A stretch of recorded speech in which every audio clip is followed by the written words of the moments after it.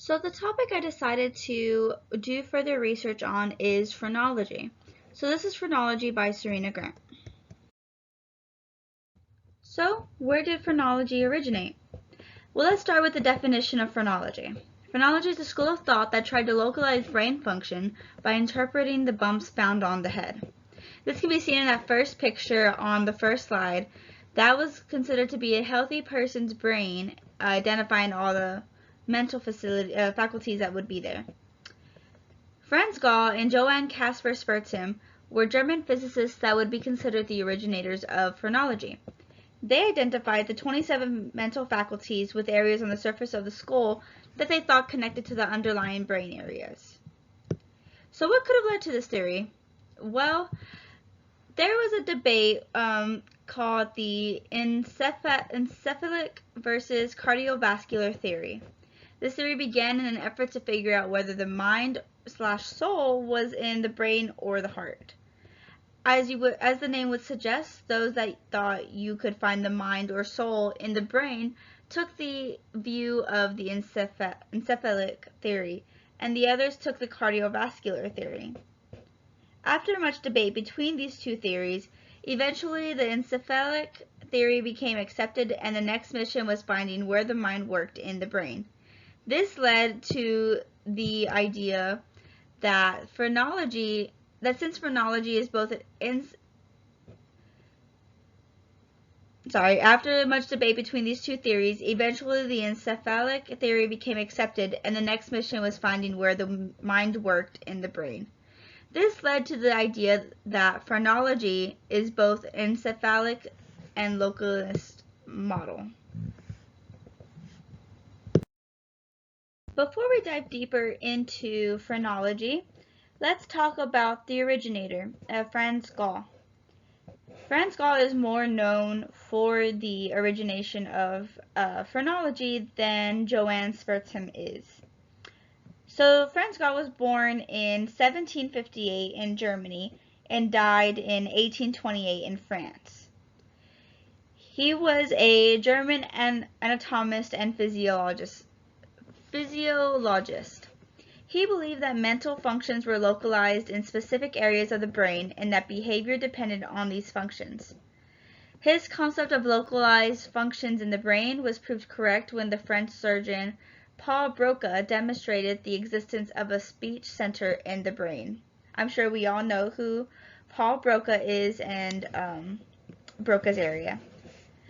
Gall was first to identify the gray matter of the brain with active tissue, otherwise known as neurons, and the white matter with conducting tissue, the ganglia. Like every theory, there were some controversies with phrenology. To begin, they had trouble with the Catholic Church after they were charged with religious infidelity. And this was both Gall and Spurzheim, which we can get further into in a next slide. But they were charged with religious infidelity after the church believed that he was trying to say that God can be proven, which again will be further discussed later. And then another controversy was the popularity of phrenology. So people were able to make money off of the ability to interpret people's minds in order to identify their strengths. So if people who thought to have greater or lesser endowment of a particular faculty, if there was a bump or an enlargement on that area of the skull. And so people would make money off of people trying to identify these faculties so that way they can enhance their lives by putting their best faculty forward. So, as we know now, phrenology has since been debunked. Why? Why was it debunked? Well, for starters, the skull shape does not match brain anatomy. It was found that the skull is thicker in some places than others and thicker in some people than others. Therefore, the model wouldn't be able to work. And then the population that the information was derived from was small. the population shared some personality aspects and similar bumps on the skull in a way to be able to prove what Gall originally believed. So therefore there was some bias in the original research of this theory. And then finally, it could never be replicated.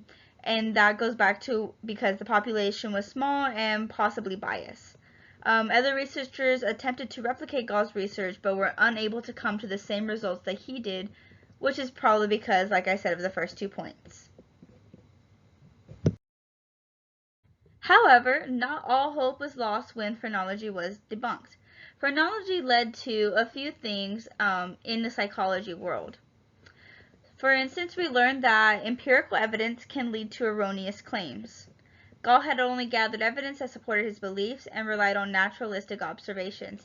This caused further researchers to make sure that their empirical evidence was correct and didn't have any biased claims, as well as a more of an understanding that just because there's empirical evidence doesn't mean it is correct, that it needs to be able to be replicated by other researchers. And secondly, it led to psychology becoming more than a branch of philosophy and epistemology. Gall argued to look to external nature rather than personal introspection to classify mental and behavioral phenomena, which allowed psychology to be more than those two subjects. So if phrenology has been debunked, why is it important to know about it? Well, here's a couple of reasons.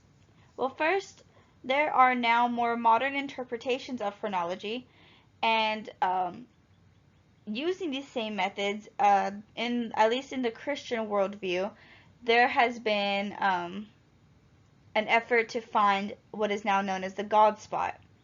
And the God spot is where epileptic seizures in the temporal lobe seem to be linked to experiencing religious awe, a cosmic presence, or visions.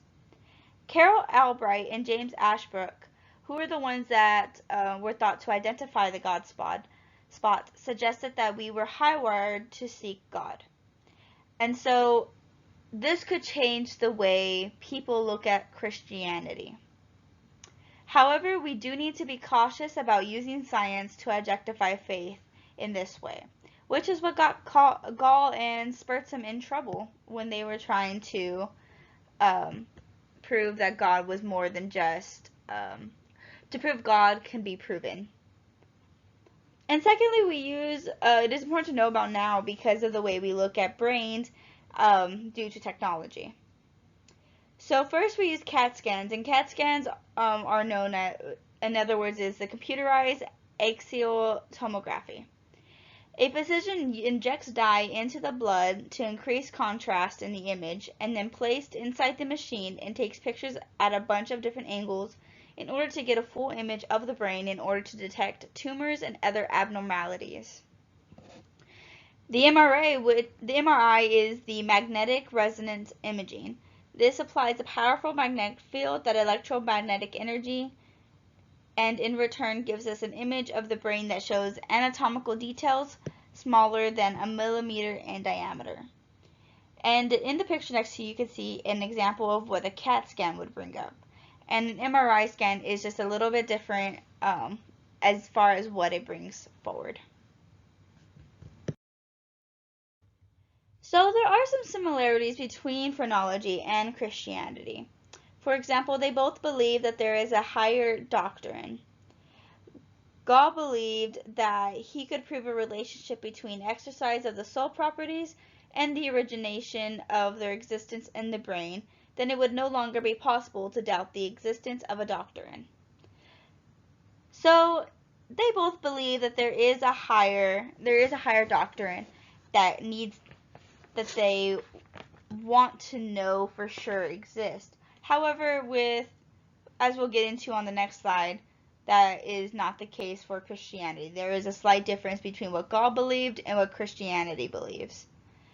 So with that being said, that means that that phrenology, the theory of phrenology also believes that God is the creator, and that phrenology is just trying to bring forward um, the things that God made in humans. And thirdly, they believe that God shows himself in scripture and through nature.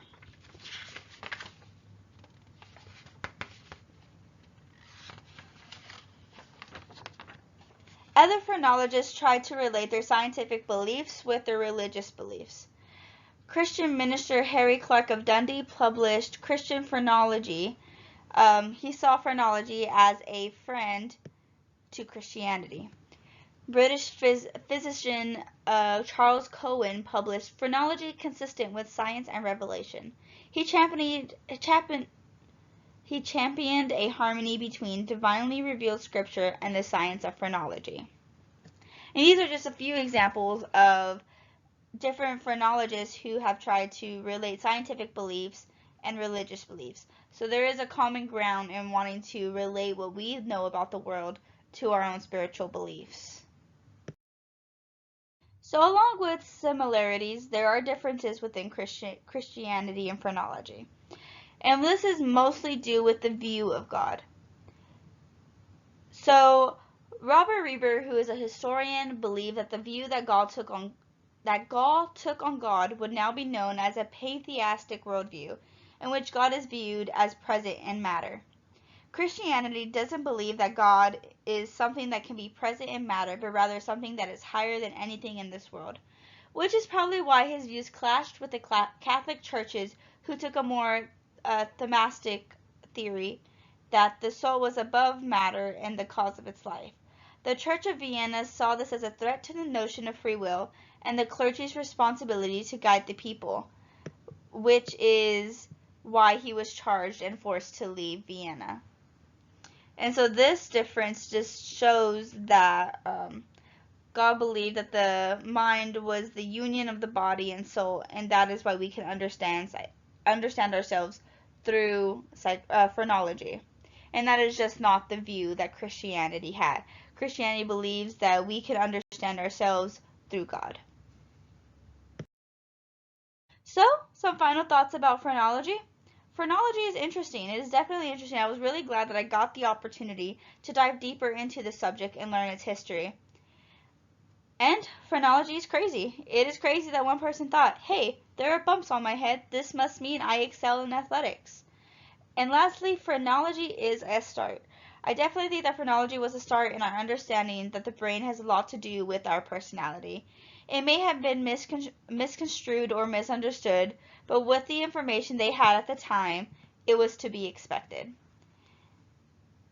And finally, these are my references, and thank you for watching.